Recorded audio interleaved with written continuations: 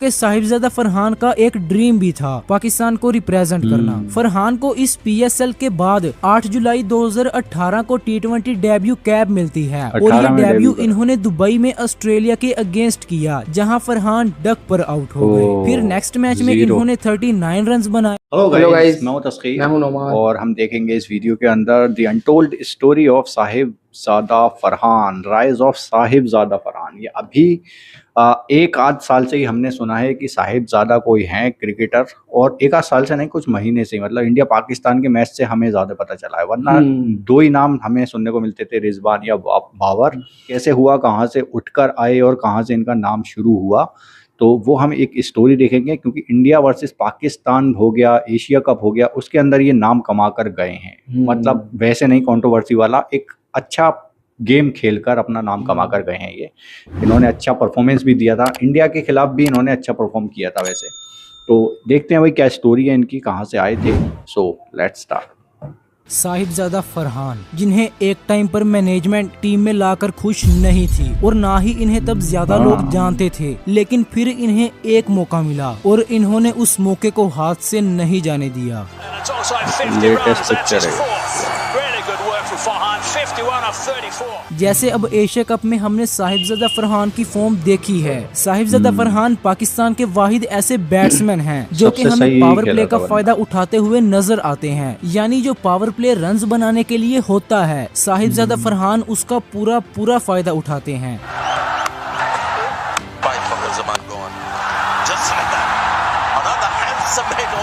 फरहान वाहिद ऐसे प्लेयर हैं जो कि इंडिया के अगेंस्ट हमें प्रेशर में नजर नहीं आते, बल्कि इंडिया के अगेंस्ट ये फियरलेस क्रिकेट खेलते हुए दिखाई देते हैं। इस एशिया कप में साहिबजादा फरहान अब तक अभिषेक शर्मा के बाद सेकंड हाईएस्ट स्कोरर भी हैं और इन्होंने पाकिस्तान की तरफ से सबसे ज्यादा सिक्सेस और ओवरऑल दूसरे नंबर पर सबसे ज्यादा 8 सिक्सेस मारे हैं। कई लोग इनकी अग्रेसिव बैटिंग देखकर इन्हें पाकिस्तान के ओपनर इमरान नजीर से कंपेयर भी करते हैं, जो कि पाकिस्तान के सबसे अग्रेसिव ओपनर भी थे। अब देखना ये होगा कि क्या साहिबजादा फरहान अपनी इसी फॉर्म को कंटिन्यू रखते हुए नेक्स्ट कोई बड़े प्लेयर की तरह बन पाएंगे या खुद को ऐसे प्रूव कर पाएंगे कि आगे जाकर क्रिकेट हिस्ट्री में इनका नाम लिखा जाएगा। आइए देखते हैं साहिबजादा फरहान की जर्नी।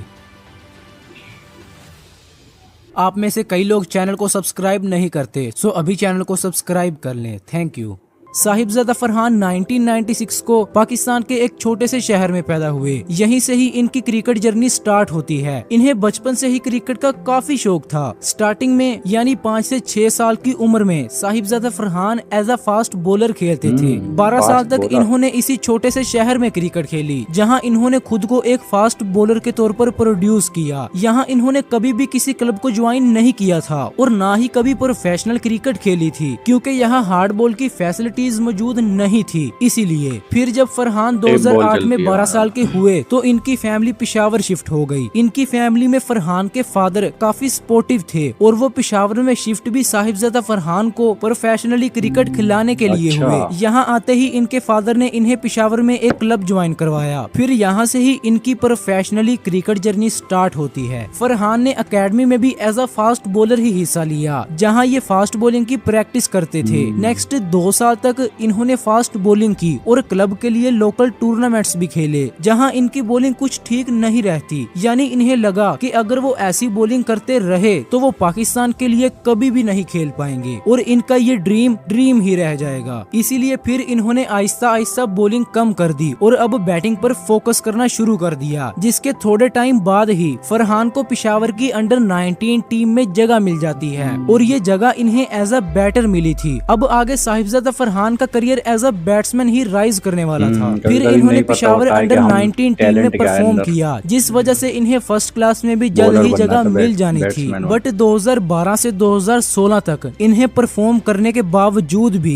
फर्स्ट क्लास क्रिकेट में मौका नहीं मिल पाया, जिसके पीछे वजह थी एक बीमारी। साहिबजादा फरहान को 2016 तक अपेंडिसाइटिस नाम की एक बीमारी फेस कर रहे थे, जिस वजह से वो लोकल क्रिकेट तो खेल रहे थे, लेकिन इन्हें अनफिट होने की वजह से फर्स्ट क्लास क्लास में डेब्यू का मौका नहीं मिल पा रहा था। लेकिन फिर 2016 में फरहान इस बीमारी से कम्प्लीटली रिकवर हो गए, जिस वजह से इसी साल 1 अक्टूबर को इन्हें फर्स्ट क्लास में डेब्यू करने का मौका मिल जाता है। ये फर्स्ट क्लास डेब्यू इन्होंने कायद-ए-आज़म ट्रॉफी में पेशावर की तरफ से किया एज एन ओपनर बैट्समैन, जहां इनकी बैटिंग ज्यादा अच्छी नहीं रहती, जिस वजह से फरहान सिलेक्टर्स का ध्यान अपनी तरफ करने में नाकाम हो जाते हैं। कायद-ए-आज़म ट्रॉफी इनके करियर का पहला कोई बड़ा इम्तिहान था, जहां फरहान कुछ खास परफॉर्म नहीं कर सके। लेकिन फिर 2017 में फरहान सिलेक्टर्स का ध्यान अपनी तरफ करने में कामयाब हो जाते हैं, जब इन्होंने 2017 पाकिस्तान कप में बलोचिस्तान को रिप्रेजेंट करते हुए 5 मैचेस में 331 रन बनाए और बलोचिस्तान की तरफ से लीडिंग रन स्कोरर भी रहे। इनकी इसी परफॉर्मेंस के चलते 2018 में इन्हें PSL ड्राफ्टिंग में भी पिक कर लिया जाता है। अब PSL में पिक होने के बाद इनके लिए पाकिस्तान को रिप्रेजेंट करना कोई मुश्किल काम नहीं रह चुका था। अब बस इन्हें PSL में अपनी डोमेस्टिक वाली फॉर्म को कंटिन्यू रखना था और अच्छे रन्स बनाकर सबकी नजर में आ जाना था, जिस वजह से इन्हें आसानी से पाकिस्तान टीम में जगह मिल सकती थी। लेकिन जितना ये कहने में आसान लग रहा है, ये इतना भी आसान नहीं था। इस सीजन में फरहान इस्लामाबाद के लिए 6 मैचेस खेलते हैं, जहां इनकी 5 मैचेस में बैटिंग आ पाई और इन 5 मैचेस में इन्होंने सिर्फ 91 रन बनाए, जहां एक मैच में इनके 44 रन थे, बाकी 51 रन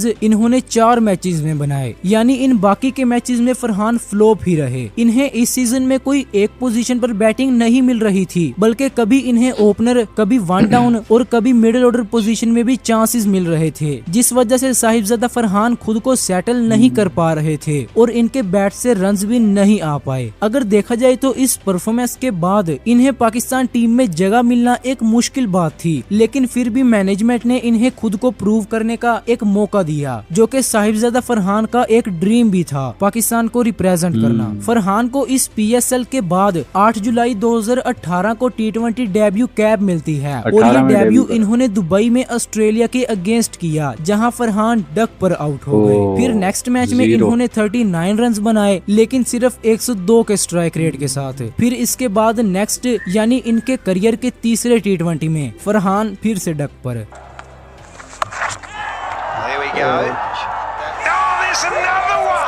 ये डक साहिबजादा फरहान की आखिरी डक भी साबित हुई। इसके बाद इन्हें पाकिस्तान टीम में लंबे टाइम के लिए ड्रॉप कर दिया जाता है। इसके बाद इन्होंने PSL भी खेला, डोमेस्टिक भी खेला, लेकिन इनकी परफॉर्मेंस अब नहीं आ रही थी और ऊपर से टीम में पहले से ही ओपनर्स बहुत थे, जिस वजह से इन्हें दोबारा मौका मिलना नामुमकिन था। फिर इसी तरह साहिबजादा फरहान पूरे 6 साल के लिए पाकिस्तान टीम से ड्रॉप रहे। फिर 2024 में इन्होंने फिर से टीम में कमबैक किया, लेकिन फरहान के बैट से रन्स फिर से 0। इस साल कमबैक के बाद इन्होंने 2024 में 6 T20 खेले और सिर्फ 46 रन बनाए, जिसके बाद इन्हें एक बार फिर ड्रॉप कर दिया जाता है। लेकिन अब फरहान ज्यादा देर ड्रॉप नहीं रहने वाले थे। फिर आता है 2025, जो साल इनके करियर के लिए एक टर्निंग पॉइंट भी साबित होता है। इस साल सबसे पहले इन्होंने PSL खेला, जहां साहिबजादा फरहान अनबिलीवेबल बैटिंग करते हैं। इस PSL में इन्होंने जस्ट 12 मैचेस खेलकर 449 रन्स बना डाले, जहां इनके बैट से एक सेंचुरी भी मार दी पहली थी और 3 हाफ सेंचुरीज भी आई। सारा डर निकाल के इसी फॉर्म के चलते मैनेजमेंट इन्हें दोबारा चांस देती है। अब फरहान को इसी चांस की ही तलाश थी। ये चांस मिलते ही इन्होंने परफॉर्म करना शुरू कर दिया। जैसे इसके बाद इन्होंने 30 मई 2025 को बांग्लादेश के अगेंस्ट 74 रन बनाए।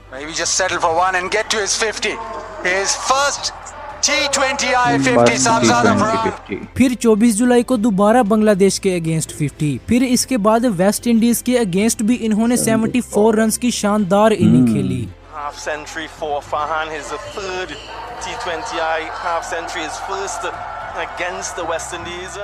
यानी टोटली अब साहिबजादा फरहान के बैट से अच्छे रन आना शुरू हो चुके थे। अब पाकिस्तान की न्यू टीम बनी थी और सीनियर्स को टीम से ड्रॉप किया हुआ था, तो हमें एक ऐसे ही बैट्समैन की तलाश थी जो कि हमें साहिबजादा फरहान की शक्ल में मिल चुका था। फिर फरहान फैंस की उम्मीदों पर पूरा उतरते हैं और एशिया कप में भी इन्होंने अपनी फॉर्म को जारी रखते हुए एक 50 बनाई।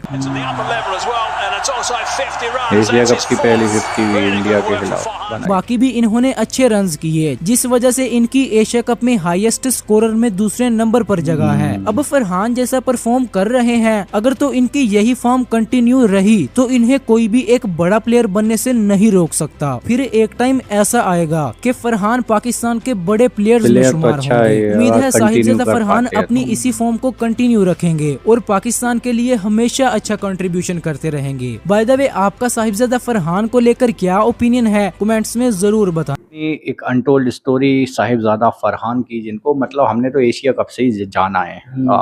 पीएसएल में कभी थोड़ी बहुत हाईलाइट या उसमें कभी देखा होगा, वैसे ध्यान नहीं है, लेकिन अभी हमने इनका जाना है कि ये बंदा नया कौन आ गया, साहिबजादा फरहान करके एकदम से मतलब उनका नाम ऐसे उठ गया।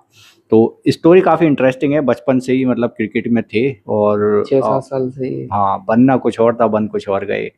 बॉलर थे ना, बॉलर बनना था, फास्ट बॉलर बनना था। इस प्रैक्टिस भी करी, कई साल उसकी ट्रेनिंग ली और टेस्ट भी दिए उसके लिए, लेकिन वहाँ पर जाकर उनको पता चला कि भाई ये नहीं कर सकता मैं, तो बैट्समैन बनना है, फिर बैटिंग कर सकता हूँ, तो उस पर फोकस किया इन्होंने। जैसे इनकी कद काठी है, जैसे इनकी फिजिक है, उस हिसाब से मतलब हाथ वाथ इनकी जैसे तगड़े हैं, उस हिसाब से ये बल्लेबाज बहुत तगड़े बन सकते हैं। और इन्होंने प्रूव भी किया है, फेल होने के बाद फेल हुए, ये कई बार फेल हुए और आए 2 बार तो टीम में आके ड्रॉप हो गए। हाँ। इतनी ज़्यादा फेल हुए, उसके बाद भी इन्होंने करके दिखाया भाई।